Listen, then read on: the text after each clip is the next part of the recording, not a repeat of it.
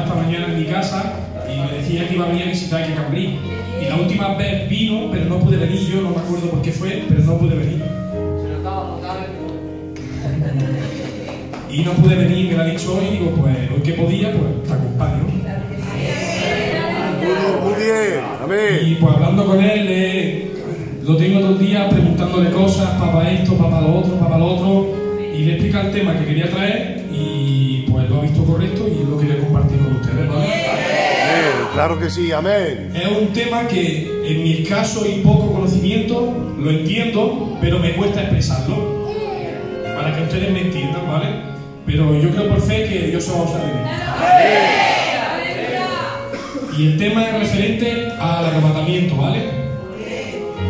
Y el título que he puesto, ¿vale? Que el título, si se pudiera decir, describe todo el mensaje, todo lo que voy a compartir con ustedes, ¿vale? Porque primero voy a explicar unos textos y unas cosas, pero lo que yo deseo esta tarde es llevaros a reflexionar. Y luego veréis por qué, ¿vale? Y el título del mensaje es El parpadeo que marca tu destino. ¿Vale? Pero vamos a tocar un tema que es el arrebatamiento, ¿vale? Y voy a intentar expresarme lo mejor posible para que ustedes me puedan entender, ¿vale? Gloria a Dios. En definitiva, la palabra arrebatamiento, ¿vale?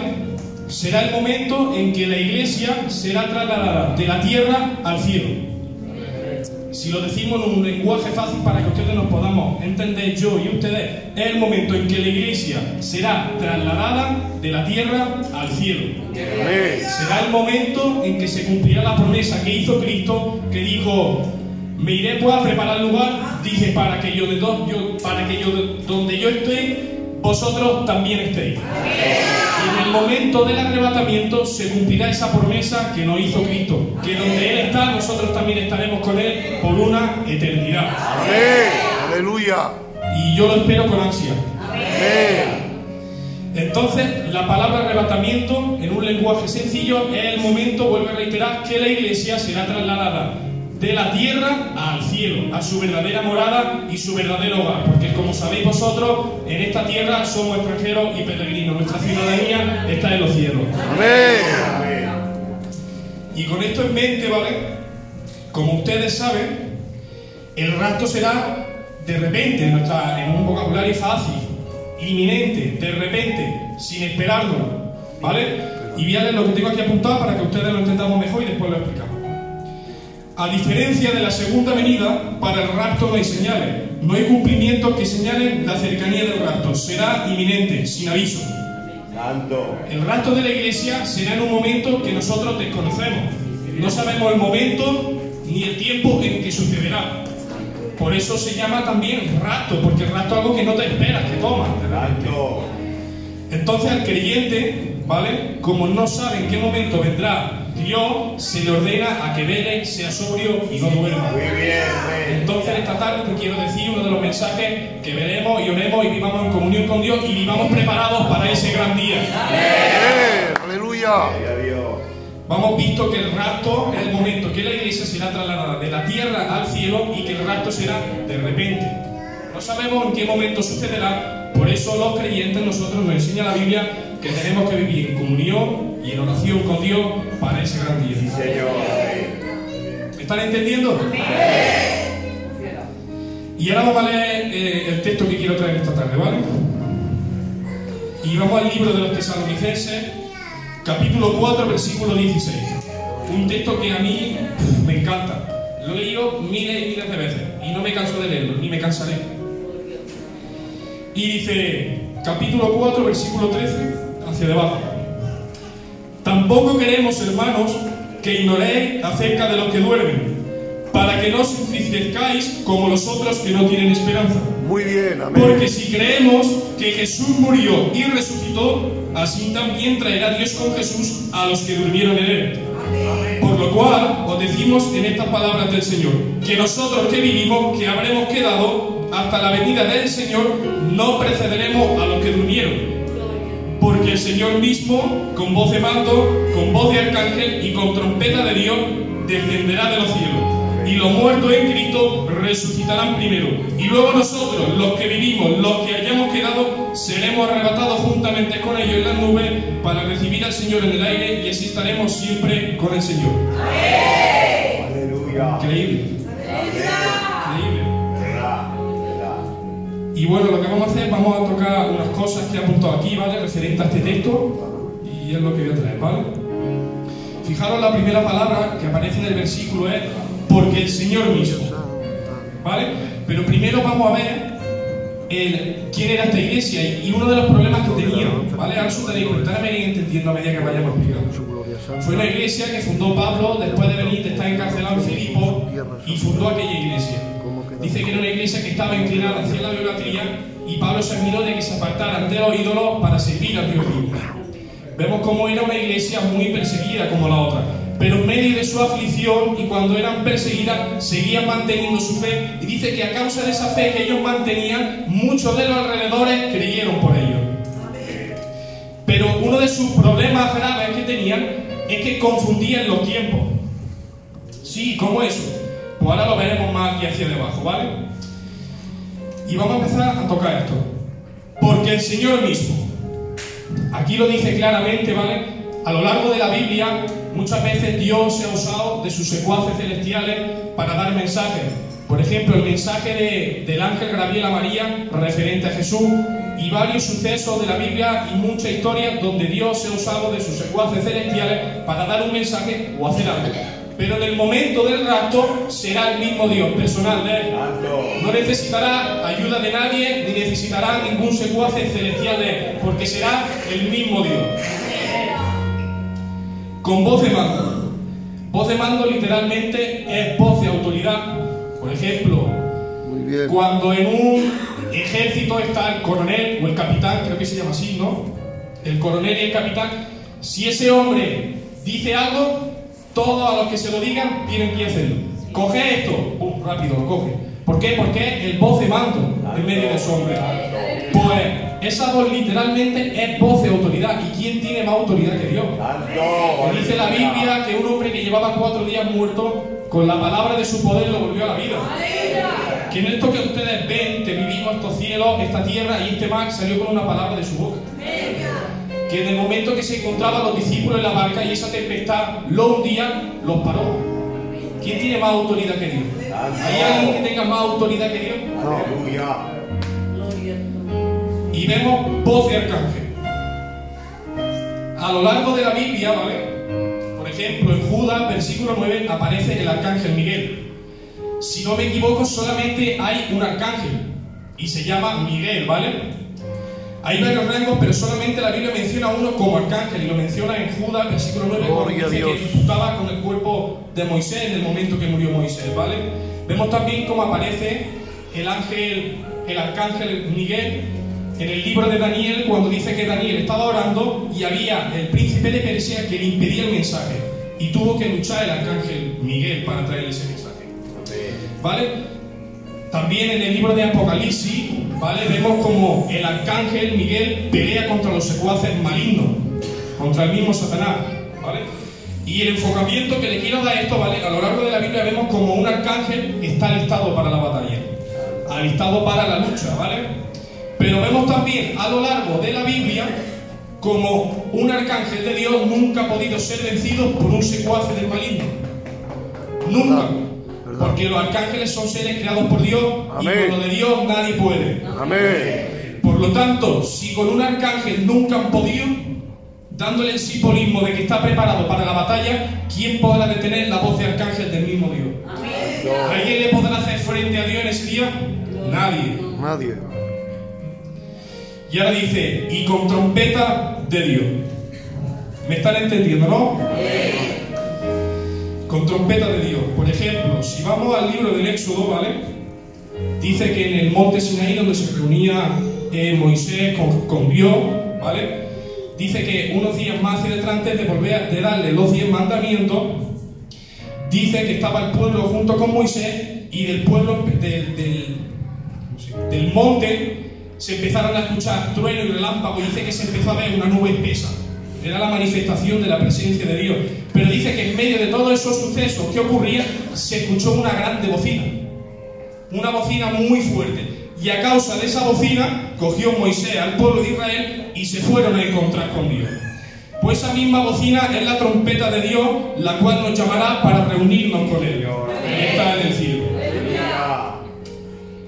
Y ahora con todo esto en mente, ¿vale? Vamos a ir un poco más hacia debajo del texto y ahora sigue diciendo el texto. Porque el Señor mismo, con voz de mando, con voz de arcángel y con trompeta de Dios, descenderá de los cielos. Y ahora esto. Y los muertos en Cristo resucitarán primero. Todo esto que os estoy explicando ya veréis luego por qué lo explico. Para llevar una reflexión, ¿vale? Luego veréis por qué os estoy explicando todo esto. Primero, la garantía de nuestra resurrección, como ustedes saben, es Cristo. Sobra decir palabras. Si nosotros resucitamos es porque Cristo resucitó.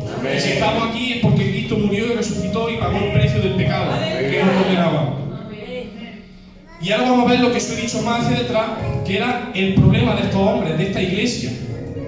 ¿Vale? Que dice la Biblia, bueno, lo que dicen los que saben, que estos hombres se entristecían. Por eso Pablo le dice, no entristezcáis por los que no tienen, como los que no tienen esperanza, referente a los que dormían en Cristo. ¿Y por qué le decía esto el apóstol Pablo? Porque esa iglesia, ¿vale?, pensaba que los que morían antes de la venida de Cristo, del rapto de la iglesia, iban a resucitar en un tiempo muy lejano o incluso que no iban a participar en el rapto. Y aquellos hombres, dice la Biblia, que se entristecían, se ponían tristes, porque ellos pensaban que sus seres queridos iban a resucitar en un tiempo muy lejano o incluso que no iban a participar del rapto. Y se entristecían por eso. Y por eso lo tiene que decir el apóstol Pablo, que no os entristezcáis como los del mundo que no tienen esperanza. Porque si creemos que Jesús murió y resucitó, así también traerá Dios con Jesús a los que durmieron en él. Amén. Y les tiene que decir el apóstol Pablo, porque nosotros no precederemos a los que durmieron. ¿Qué quiere decir eso? ¿Qué quiere decir el apóstol Pablo diciendo eso? La palabra preceder literalmente es adelantar. Lo que le estaba diciendo el apóstol Pablo es que nosotros no adelantaremos a los muertos en Cristo. Ellos irán primero que nosotros. Por eso, cuando escribe este texto, dice: los muertos en Cristo resucitarán primero. Porque ahí le aclara la duda que ellos tenían. Y ese es el problema que ellos tenían, que no sabían en qué momento resucitarían los que morían antes del rapto. ¡Qué bien! Aleluya. Tema 2, ¿vale? La inmortalidad del creyente. Todo esto que vamos a hablar es referente a la palabra de los muertos en Cristo resucitarán primero, y algunas cosas que he sacado, ¿vale? Y es la inmortalidad del creyente, ¿vale? Y mira, vamos a irnos a la Biblia, a Juan 5:19.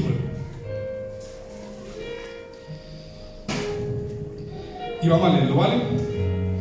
Respondiendo entonces Jesús y les dijo: de cierto os digo, no puede el Hijo hacer nada por sí mismo, sino lo que ve hacer al Padre,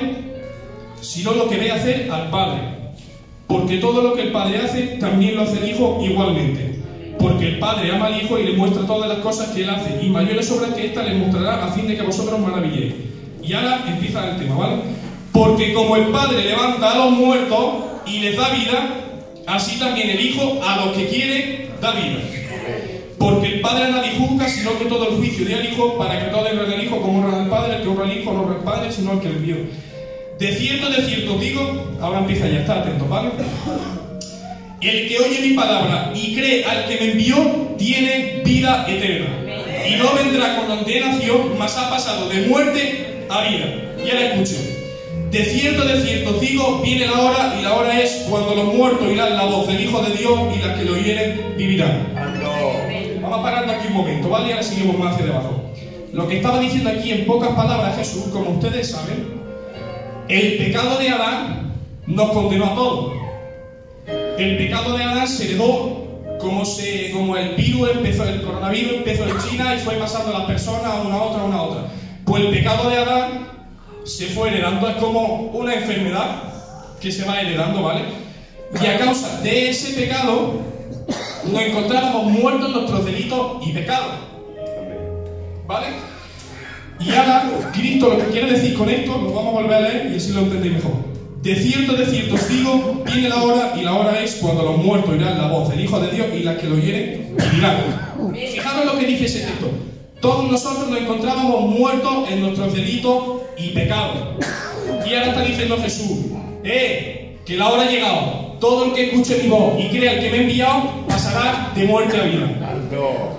Entonces, esa resurrección que estaba hablando ahí Jesús era el contexto de lo que estuve hablando, ¿vale? Pero vamos a lo más hacia debajo, que es lo que me quiero centrar. Y ahora dice: porque como el Padre tiene vida en sí mismo, así también ha dado al Hijo tener vida en sí mismo. Y también le dio autoridad de hacer juicio por cuanto es el Hijo del Hombre. Y ahora viene ya aquí, atento.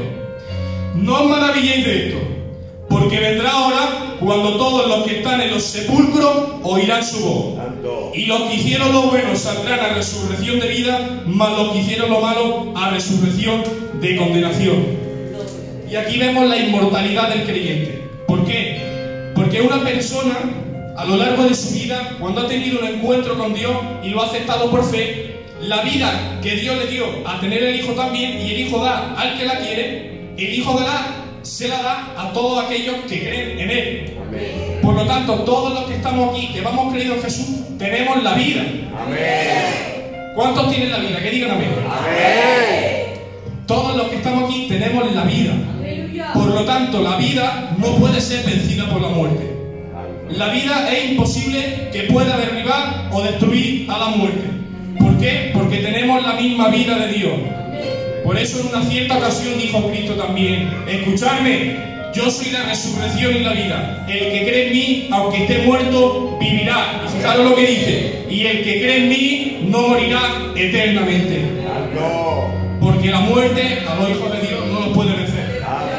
Somos los hijos de la inmortalidad. ¿Cuántos son hijos de la inmortalidad? Que levanten la mano y digan amén.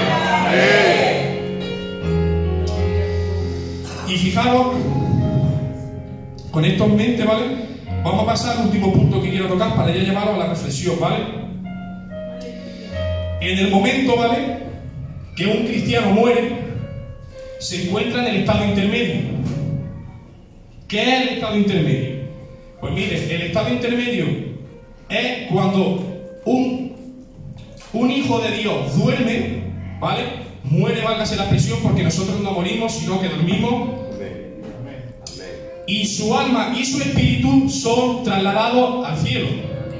Literalmente, el estado intermedio es el momento en el que el creyente en Cristo muere y su alma y su espíritu son trasladados al cielo, pero su cuerpo se queda aquí hasta el momento de la resurrección. Y vamos a verlo por medio de la Biblia. Cristo, como verdadero hombre, porque Cristo era todo Dios y todo hombre. Amén. En su lado de hombre, cuando Cristo se encontraba en la cruz, y las últimas palabras que dijo, dice: Padre, dice, en tus manos encomiendo mi espíritu. Fíjense, en tus manos encomiendo mi espíritu. En el momento que Cristo dijo esas palabras, su alma y su espíritu fueron trasladadas al cielo y su cuerpo se quedó en el madero. Hasta el momento que lo descolgaron del madero y lo llevaron al sepulcro, y al tercer día resucitó. Y antes de resucitar Cristo, fue el momento en que Dios trajo su alma y su espíritu, lo reunió en su cuerpo y Cristo resucitó. ¿Vale? Y lo vemos también, por ejemplo, ¿lo están entendiendo esto que le estoy explicando? En el libro de Apocalipsis, ¿vale?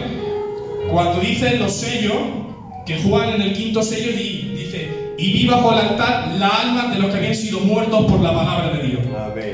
Fijaros en este detalle solamente. Y vi bajo el altar, está hablando del cielo literalmente, la alma de los que habían sido decapitados. No dice vi bajo el altar los cuerpos, no. Vi bajo el altar la alma de los que habían sido decapitados, que estaban esperando la resurrección de los muertos. Porque esa será la gente que morirá como mártires en medio de la gran tribulación, donde serán perseguidos por el mismo anticristo. Y morirán por negarse a ponerse su marca y negarse a su gobierno. Y dice Juan que vio la alma de los que habían sido muertos por la palabra de Dios. Entonces, lo que quiero decir es que el momento en que el cristiano muere, su alma y su espíritu son trasladados al cielo hasta el momento de la resurrección de los muertos. ¿Y en qué momento se rompe ese estado intermedio? Pues miren lo que dice la Biblia. Vámonos al mismo libro de los Tesalonicenses. ¿Dónde dice la Biblia? Tampoco queremos, hermanos, que ignoréis acerca de los que duermen, para que no os entrezcáis como los que no tienen esperanza. Aquí viene: porque si creemos que Jesús murió y resucitó, así también traerá Dios con Jesús a los que durmieron en Él. Amén. Este traer que habla Jesús, que traerá Dios con Jesús a los que durmieron en Él, es el alma y el espíritu de todos los que mueran antes del rapto. Por lo tanto, el estado intermedio del cristiano se rompe en la resurrección de los muertos.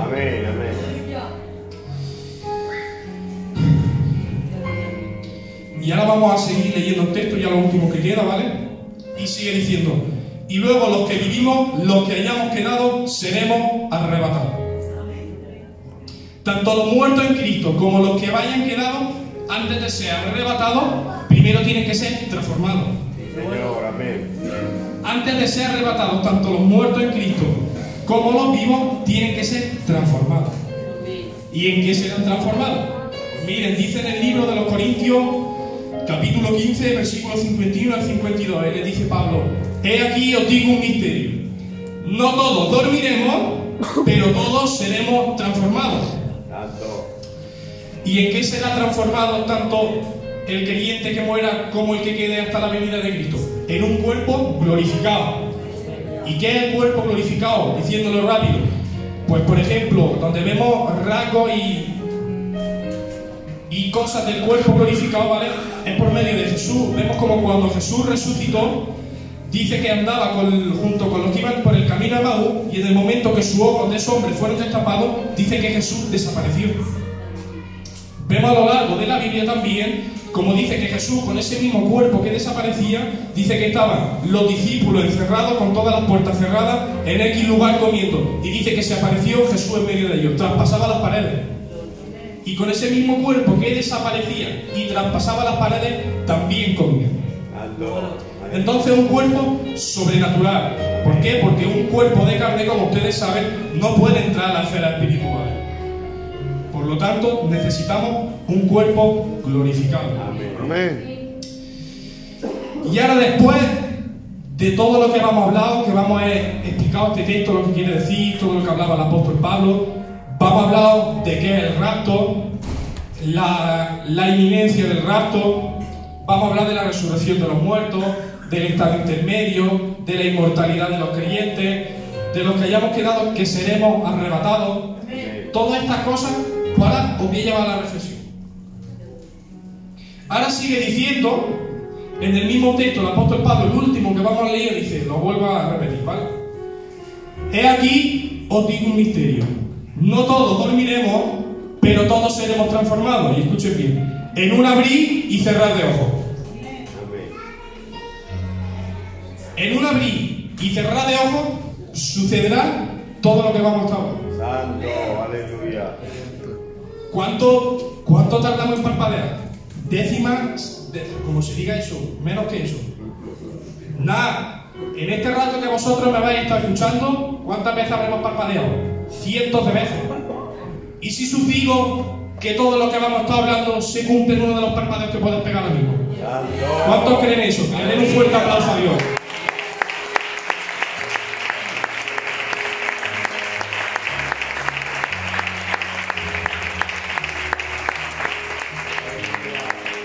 Mi mensaje, ¿vale? En esta tarde es algo que a mí me llena el corazón de gozo siempre que pienso en esto del arrebatamiento. Me quedo cada vez más loco porque parece un cuento de hadas. Es algo que se sale de la lógica humana, ¿vale? Pero yo sé, y vosotros y ustedes sabemos que es real. Amén. Es el día que Cristo vendrá por su iglesia y viviremos al cielo. Por lo tanto, en esta tarde el mensaje que te quiero dar, como te he dicho, todo esto que vamos a estar hablando sucede en un parpadeo. Y por lo tanto te invito en esta tarde a que vivas preparado más que nunca, que busques a Dios más que nunca, sabiendo que su venida no sabemos en qué momento ocurrirá, pero sí que vivamos preparadas para ella. Y os dejo, mira, con este texto, vamos a leerlo un poquillo más hacia debajo y ya está. He aquí os digo un misterio. No todos dormiremos, pero todos seremos transformados. En un momento, en un abrir y cerrar de ojos, a la final trompeta. Porque se tocará la trompeta y los muertos serán resucitados incorruptibles. Y nosotros seremos transformados. Porque es necesario que este corruptible se vista de incorrupción y este mortal se vista de inmortalidad. Y cuando este incorruptible se haya vestido de incorrupción y este mortal se haya vestido de inmortalidad, entonces se cumplirá la palabra que está escrita. Los hijos de la inmortalidad. Sólvida en la muerte, en victoria. ¿Dónde está, oh muerte, tu aguijón? ¿Dónde está, oh sepulcro, tu victoria? Ya que el aguijón de la muerte es el pecado y el poder del pecado, la ley. Mas gracias sean dadas a Dios que nos da la victoria por medio de nuestro Señor Jesucristo. Un fuerte aplauso a cada uno de Dios.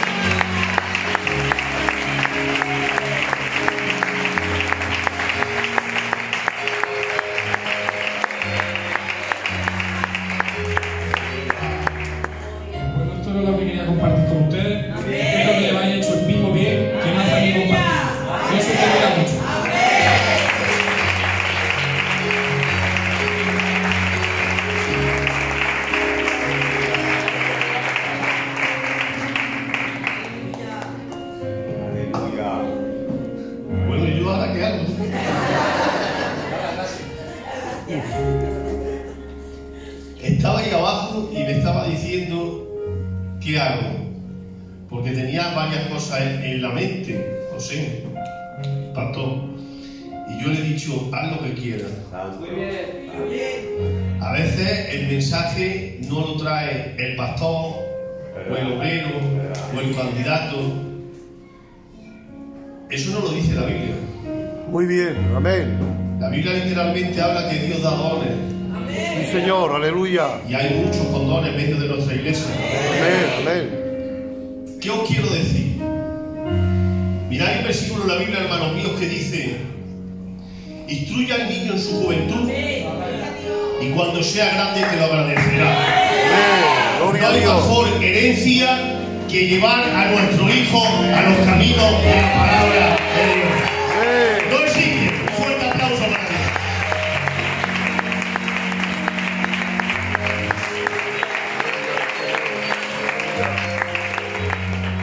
Tu casa es lo más valioso que tienes. Tus hijos es lo más valioso que tienes. Tu compañera, tu compañero, tu nieto, toda tu casa. Lleva tu casa a los pies de la cruz. Lleva tu casa a la vida eterna. Encamínalo en el camino de justicia. Porque, hermano, lo que acaba de decir el niño es una verdad como un templo. Muy bien. Jesús lo dijo en su palabra: me voy, pero volveré. Dice, y volveré y os tomaré a mí mismo, para que donde yo estoy, vosotros también estéis. Y le dice, Señor, ¿y cómo sabemos dónde va? ¿Y cómo sabemos el camino? Y Jesús dijo, yo soy el camino, yo soy la verdad y yo soy la vida. Nadie va al Padre sino por mí. Jesús es el camino. Aleluya. Gloria a Dios. Jesús es el camino. ¿Y cuál es el camino que Jesús? Su palabra. Gloria al Señor. Ahora tiene 17 años. Desde que era chico, me ha visto leyendo en mi cuarto, orando. Y ha salido de solo de estudiar la escritura. Llevo 7 u 8 meses estudiando la escritura. Estoy a cargo de la escuela bíblica, aunque prácticamente desde que entré a la iglesia y me convertí al Señor he estado a cargo de los jóvenes. Siempre he estado a cargo de los jóvenes, porque yo creo que los jóvenes es un tesoro muy bueno. Amén. Mira, hermano, con esto os dejo, ¿vale? Deciros, os lo digo de corazón, que para mí es un gran orgullo ver a mi hijo aquí detrás de mí. Gloria a Dios. Qué El bien. mayor orgullo que podamos tener, hermanos míos, en nuestras casas como creyentes, es que nuestras familias y nuestras casas caminen en el camino correcto. No hay mayor tesoro. No existe mayor tesoro. Qué bien. Yo lo digo mucho. ¿Habrá algo más importante que la vida? No existe. No hay nada más importante que la vida. Verdad. Pero la Biblia Gloria al dice, Señor. el que tiene a Jesús, tiene la vida. Amén. Un fuerte aplauso y el Señor su bendiga.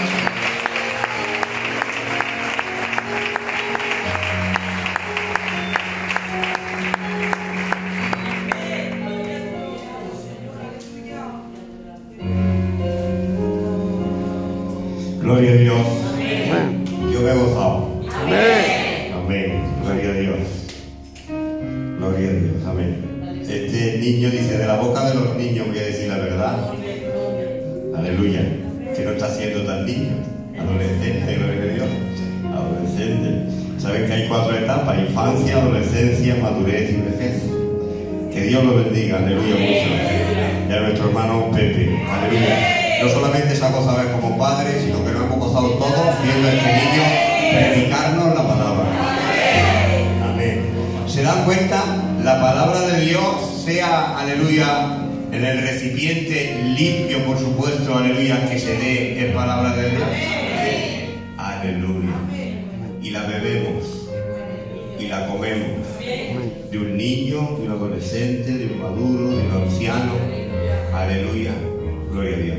Sea cantada, sea hablada, sea predicada, sea escuchada, pero es palabra de Dios. Amén. Entonces podemos decir hoy, Dios ha hablado. Amén. ¿A cuánto le ha hablado Dios? Y no ha dado, aleluya, un bocadillo de mortadela, no, ha dado...